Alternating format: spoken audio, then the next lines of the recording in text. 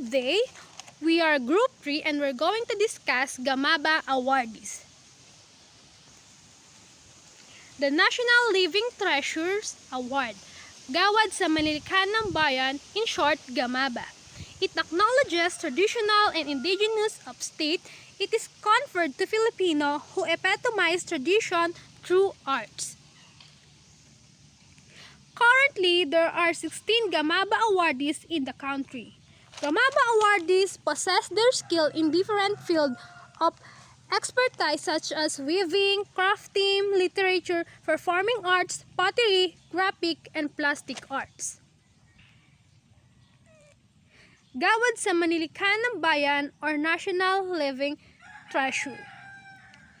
It's conferred on Filipinos who are the forefront of the practice, preservation, and promotion of the nation's traditional folk arts. The Gamaba is acknowledges traditional and indigenous of the state. It is conferred to Filipino who epitomize tradition through arts. It has objective to honor and support traditional folk artists and to preserve to it that their skill and crafts are preserved. Gamaba is formalized in 1992 to Republic Act No. 7355, or what we call the Manilikanang Bayan Act. It is administered by the National Commission for the Culture and the Arts, oversee its implementation. The award is tied with a program that ensures the transfer of their skill to new generation and the promotion of the craft both locally and internationally. In 2014, the Senate of the Philippines adopted Senate Resolution No. 765, aimed at recognizing the accomplishments of the country's living treasures. Emblem. It is the award logo that represents of the human form used in traditional cloth.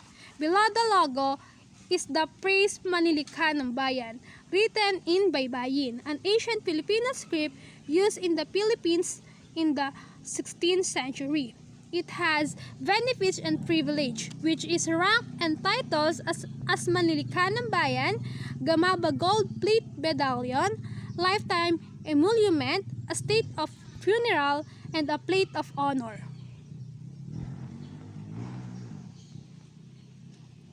Here's are the criteria in choosing Gamaba awardee. Number 1. He or she should be a Filipino citizen or a group of citizens belonging to an indigenous and traditional cultural community anywhere in the Philippines. Engage in Filipino traditional art in the following categories, such as folk architecture, maritime transport, weaving, carving, performing arts, literature, graphic and plastic arts, ornament, textile and fiber art, pottery, and other artistic expression of traditional culture. 2. He or she should have been engaged in the traditional and craft for a significant period of time, with at least 50 years of existence and documentation. And number 3, he or she should have produced and performed of artistic, distinctive, and superior quality. And number 4, he or she should possess mastery of the tools and materials that are needed for the art and must have a reputation for being an art master and craft maker in the community where he or she belongs. And number 5, he or she should have passed on and or will pass on the traditional crafts and skill to other members of the community by virtue of teaching. And lastly, number 6, in case when a Manilikanang Bayan candidate is incapable of teaching further her craft and skill due to age or infirmity, he or she should have created a significant body of work and has contributed to the development of the tradition and craft. Letter B, he or she should have played a role in the preservation and revitalization of the artistic tradition in the community. And letter C, he or she has been recognized as a master of her craft and admired for his character and integrity in his or her community. First artist is Ginao Bilog. He is known for Hanunuo Mangyan poet. He's from Panaytayan, Oriental, Mindoro. The Ambahan poetry is a kind of a poem consisting of 7-syllable lines, which most of the time contains messages of love and friendship. Sino Intaray. He is musician and storyteller, 1993, from Palawan, Brooks Point, Palawan. He is a musician and a poet whose expertise were the basal, kulila, and bagit. Basal is a kind of musical ensemble played during the Tambilao, a ritual of rice sharing among the Palawan people as an offering to the Lord of Rice, and during the Tinapay, a rice wine drinking. The third artist is Samaon Sulaiman, who is Katyapi master and teacher of this instrument. A musician, mamasa pano Magundanao in 1993. A master in playing the kutiapi. A two-string black flute, the kutiapi is one of the most difficult to master indigenous Filipino instrument. He is also proficient in playing kulintang, agon, gandingan, palendag. Good day, everyone. This is Trisha May B. Castro, and this is my part of our report. Lang Dulay is a textile weaver Tibuli, Lake Cebu, South Cotabato. Tinalak, a kind of fabric made of fine abaca fibers, waved with the different designs which reflect the tradition of the Tibuli. Let's proceed to the Salinta Monon. It's a textile weaver Tagabawa, Bagobo, Bansalan, Davao del Sur. Start weaving at the off-12 through the guidance of her mother. She used to wear the traditional hand-woven tube to skirt of the bagobo, sinukla, and bandura. Alonzo Saclag is a musician and dancer, Lubugan, Kalinga, a master of dance and performing arts. He has also mastered the dance patterns and movements associated with his people ritual.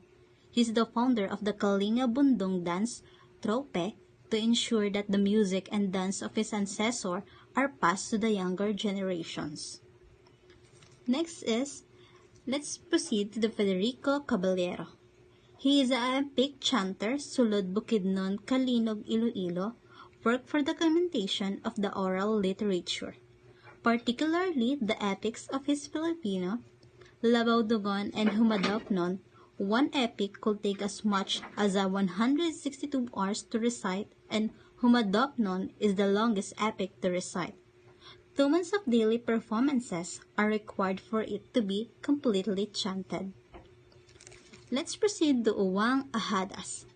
He's a musician Yakan Lamitan Basaylan, is a Yakan, a people to whom instrumental music is closely connected to the spiritual realm. Quintang kayo, consisting of 5 wooden logs, hung horizontally from the shortest to the longest, played a serenaded the palay as a lover woos his beloved. Darhata Sawabi is a textile weaver, tausog parang sulu, weaving the piece saibit, the traditional cloth tapestry worn as a head covering by the usog of hulu. Eduardo Mutuk, a skilled boat builder from Pampanga, a region in central Luzon, the Philippines, is renowned for his skill in creating traditional Philippine outrigger canoes or bangka. Given that his family has been boat builders for many generations, Mutuk's commitment to maintaining the craft is strongly ingrained in his ancestry. His expertise is in the painstaking selection and molding of wood using centuries-old methods that he has honed. Beyond just his ability to innovate, Mutuk's work reflects a cultural legacy because the bangka is essential to coastal communities' livelihoods and has a great historical significance in Philippine maritime history. Haja Amina Api, Basilan is an island province in the southern Philippines, home to steam master weaver Haja Amina Api. Api is praised for her exquisite skill in weaving traditional Yakan textiles such as the sablay, pinilian, and sinaulan. The Yakan people have a rich cultural legacy and their vivid fabrics are embellished with meaningful designs and colors. She contributes to the cultural identity of Basilan and empowers Yakan women by sustaining a livelihood via her weaving, which also helps to maintain the traditions of her community.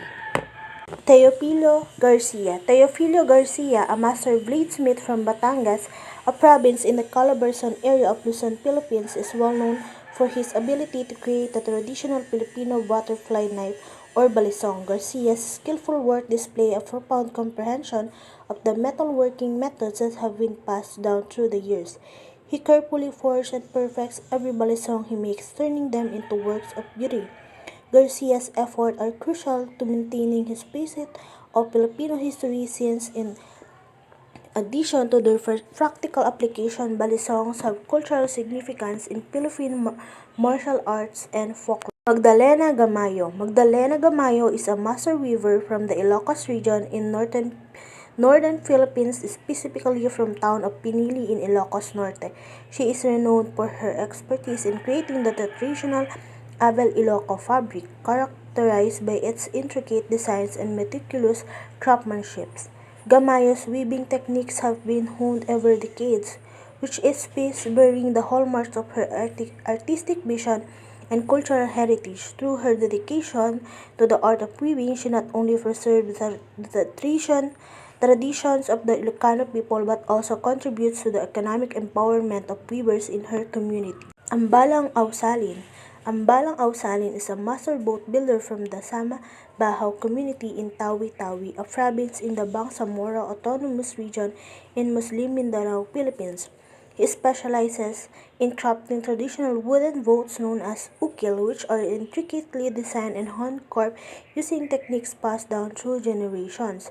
Ausalin's craftsmanship is not only a testament to the seafaring heritage of the Sama-Baha people but also a vital link to their cultural identity and livelihood. Through his skill and dedication, he ensures that the art of boat building continues to thrive in his community. Estelita Tumandan Bantilan is a master artist known for her expertise in the traditional part of kutkut printmaking, which originates from the Ivatan people of Batanes, the northernmost province of the Philippines. Bantilan's intricate hand-carved designs are used to create prints that depict scenes from Ivatan folklore, culture, and natural landscapes. Her work not only showcases the artistic talent of the Ivatan people but also serves as means of preserving their unique cultural heritage. Through her dedication to the art of kutkut, Bantilans contributes to the promotion and appreciation of Batanes' rich artistic traditions. Yabing Masalon Dulo is a master weaver from Tiboli indigenous community in Lake Cebu, South Cotabato, Philippines. She is renowned for her skill in creating the traditional Tiboli cloth known as tinalak, which is made from the abaca fibers and intricately patterned using backstrap loom. Dula's weaving expertise is a reflection of her cultural heritage, with each piece of tinalak bearing symbolic motifs that convey Tiboli myths, beliefs, and values. Through her dedication to preserving the art of tinalak weaving, Dulo not only sustains a cultural tradition but also provides livelihood opportunities for her community and promotes awareness of Tiboli heritage.